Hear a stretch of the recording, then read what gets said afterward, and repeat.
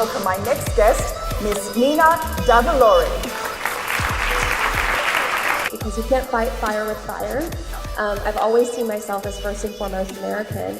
But I think really being able to address those stereotypes and create this inclusive conversation, because at the end of the day, not all of us are going to agree with one another, because that's just not realistic or ideal, but we can absolutely respect one another and have open and honest conversations. And so that's really the basis of cultural competency.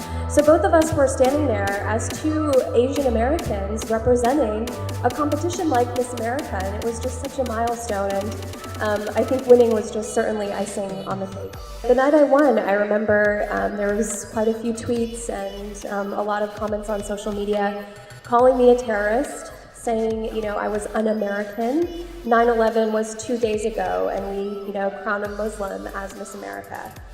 I was speaking at a school, and one of the young girls that was there, this was probably 14, 15 years old, a group that I was speaking with, she said, well, don't you have to be white to be Miss America?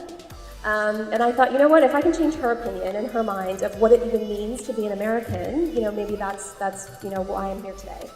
And he said, oh, and you're so dark.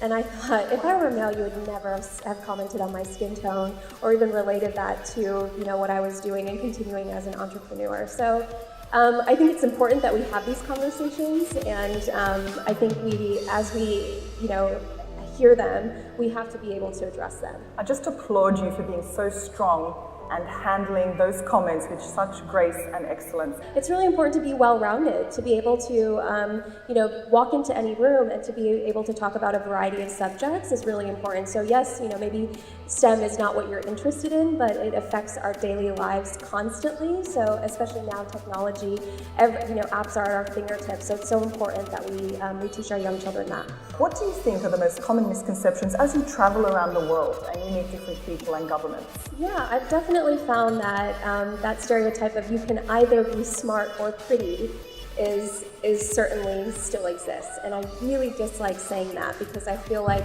it's not always there, but I've realized and recognized when I've walked into certain rooms, I will always say that Miss America has gotten me into certain rooms, and I recognize that, but I've had to prove that I belong in that room.